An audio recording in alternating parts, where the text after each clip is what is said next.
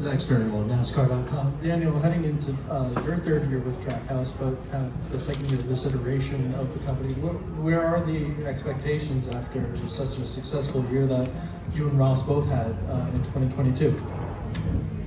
Well, the expectations are definitely higher than last year. You know, and last year I think that we were working very hard, and obviously we didn't really knew where that was going to take us, and we were hoping that it was going to take us somewhere good, but without really knowing many things. And I feel like now it's a little bit different because obviously we know that we are capable of doing. We know that we're capable of winning races, and we're capable of racing with some of the teams that have been doing it for a long time. So it's fun. With that being said, you know, it's very, very important not to feel entitled. You know, it's very, very easy to do that.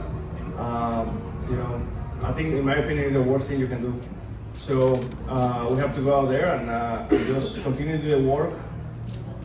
Because in my opinion, if we do exactly the same thing that we did last year, won't be good enough. Everyone is always evolving, so we have to continue to work and show up every weekend with the best we can be. And what was your personal experience with this event last year, and just the atmosphere that comes along with it? Everything that goes around to it. It seems like there's a lot of excitement. Much better. It's better, no? Can you repeat the question? I was just not paying attention. You know, I get it. What was your experience with the atmosphere of this event last year, and how important is it that we're back here second year improving on it? Yeah, I mean, last year, honestly, it was probably the most amazing event I have ever been part of. NASCAR, you guys, the media, and the team, they knocked out of the park. The event was unbelievable. The fans were super amazing. The energy was unbelievable as well. I have never felt, you know, so much excitement of the fans in driver introduction like we did, you know, 1 year ago. So it was quite special, and the expectations are already high for this second time. And already on top of all this, you know, for me, racing here in LA is almost like racing at home. You know, there is a lot of Hispanics here, so it's extra exciting for me, and obviously, you know,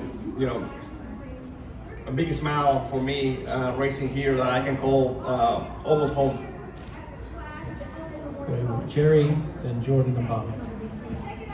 Jerry Jordan, KickingTheTires.net. I've got one for both of y'all, and one for Ross. So just basically, are you guys ready to start the season? Is the off season's over? Are y'all glad that it is? You know, we're getting back in the race cars at this point. Yeah, I'm ready. Yeah. So yeah, I mean, I personally, honestly, I had the best off season I ever had. You know, normally in the past, I have always had to deal with either moving from one team to another, or people, or sponsors, or things of that nature. And this off season was actually the first time ever that I was able to really disconnect from racing for a few weeks, and that really made me recharge my batteries 110%. So it was very, very good for me to take that time off, and we got back in January excited again to go fight again, because, you know, doesn't matter what they tell you, everyone in October is tired, is getting, you know, is getting exhausted. So it was for me very important to be able to take that time and go at it again. And Ross, sir, obviously early this week, the official rule came out on your move. Any thoughts that you will talk about that? I'm glad I don't have to do it again. I mean, it was the longest wreck of my life. It was just really successful, but I have no desires to ever do that again. So, and selfishly, I'm glad I get to be the only one, you know, go down in history that ever successfully did it, where it really mattered, and it really paid off. Jordan, feels better, eh? I like to be high. Just get here whenever you can, man. I like to be high. I got 3G, bro. Say that in the microphone. I like to be high. 3G does wonders. Or behind to get Drug test, 3 o'clock. This question's for Kyle. Kyle, this event, this format, eliminations, shorter field, this track, could this be a points race and evolve from just being an exhibition? I mean, it can, sure. We do it at Bristol. Obviously, you've got heat races there, and then you lead into a feature and things like that. So it certainly could, but I feel like what it is and the way the format was designed initially when we came here last year, and the way the show was super enticing for the fans. I felt like it was really good for the drivers that hit it, that were up front most of the time, like myself and Pagano, Reddick, where we did a good job early on in the weekend, practice, qualifying, everything, and you just kind of set yourself up and was able to stay up front. So I don't know that it needs to be a points race, but it certainly could be. Go to Bob. Bob Parker, Fox Sports. For Ross, is there any sense of pride that NASCAR made a rule on a move that you did? Yeah, there is. I have a lot. Pride? No, I have a lot of rules. I got 2 last year. So, I mean, that's a good start. I'm at least at 5. At your age, you should be ahead of me. It is. I am proud. I was proud at Indy that I was able to take advantage of it like I did. Looking back at neither one of them were planned. So Indy was. I knew. Truth comes out. I like to remember things better than they were. Yes, yeah, I'm proud of it. I don't ever want to do it again though. John NewbyHeavy.com. Daniel, following up on a comment you made earlier, I know that this is important from a racing perspective, getting some reps in before the season, but how important is it to have that party atmosphere for the fans and growing the sport? Oh, it's definitely very important. I think that this is a venue like no other, really. We are racing in such a historical place that we get to put a show on. I mean, just walking through the building, all we see is history. All the major events that have taken place here. So it's quite special. I personally feel that the first time was a tremendous success. That's why we're here again, and the expectations are high again. So I think we're gonna see another amazing event put together by NASCAR and by you guys and all the racings out there. So excited to start the season in a place like the LA Coliseum. Sam?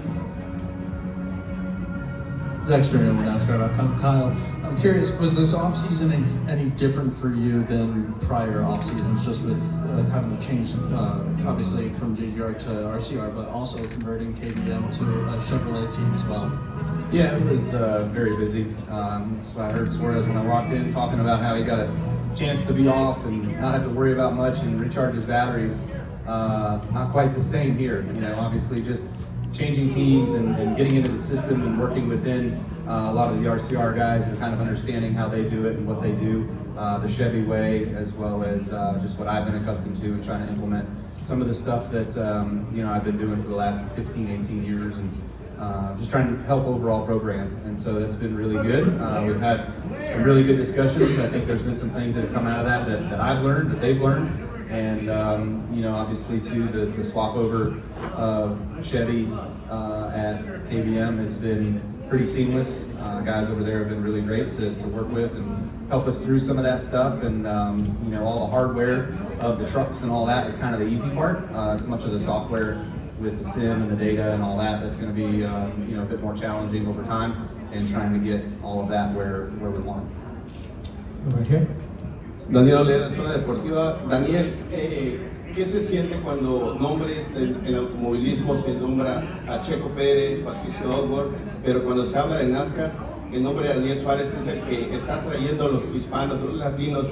¿Qué se siente para ti? ¿Qué significa? Fíjate que yo creo que el automovilismo mexicano está viviendo un momento muy, muy especial, porque tenemos pilotos mexicanos en las categorías más importantes del mundo, como lo es Fórmula 1, IndyCar, NASCAR, pero no solamente eso, cada uno de las categorías, los pilotos que están en esas categorías están ganando carreras, lo cual es sumamente difícil de hacer. Me siento muy orgulloso de ser parte de esta camada de buenos pilotos. Estoy seguro que no va a ser la última vez que esto va a pasar. Vienen muy buenos pilotos detrás de nosotros en go-karts, en óvalos y demás. Pero bueno, por este momento creo que nosotros, todos los mexicanos, debemos estar muy orgullosos y disfrutar este momento, ya que yo recuerde, nunca se había vivido antes. Entonces hay que disfrutarlo todos juntos y tratar de hacerlo aún más exitoso y que dure lo más posible. Hey Kyle, which half can you translate for us? Huh? Which half can you translate for us? Muy poquito. Yeah. There's a driver meeting earlier. I think gambling was discussed. You've got a casino as a sponsor this year. Is there anything new learned that's new or different to the rules? No, nothing new or different to the rules. Obviously, don't do it, and don't gamble on your own sport, your own self. Don't give out insider information, all that sort of stuff. So, nothing new, nothing out of the ordinary. Okay, thanks. I'm from Vegas. Yeah, so you've been in a casino or two before? I gamble every day of my life. We'll go to Jeff in the back.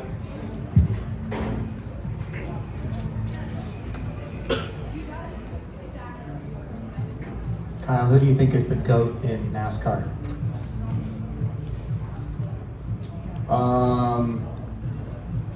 I don't know. I'd say there's probably a toss-up between 5 guys at the top, in my opinion. How do you think that gets sorted out? Like the era, car? It's tough. I think with the different eras, you always have the career statistics that particular driver may have over another driver because of X, Y, and Z, right? Like Richard, obviously, many of his earlier years prior to probably 80 was 90% of his success, right? So, but he still raced into the 90s. So like there was 12 or 13 years there where you could argue success wasn't great, but you look at Johnson, who obviously was great all the way through, and then his last 3 years maybe a little slower, but Earnhardt obviously was short-lived, not quite able to fully execute his career. And then I also look at guys like David Pearson, who I would put at the top of that list, who never won a championship, but yet he could win every single weekend that he was out there, always on the racetrack, was always fast. A lot of times never ran full seasons, so I think that it's always up for debate. I think in other sports you can kind of say, in my opinion, that there are one guy that is a GOAT, but ours is, to me, I guess because it's insider information, it's hard to pick just one here in NASCAR. No, we have a couple more questions here, but we have to move on. Daniel, Ross, and Kyle, thank you for your time. Good luck tomorrow. All right, fantastic. Thank you. Thanks.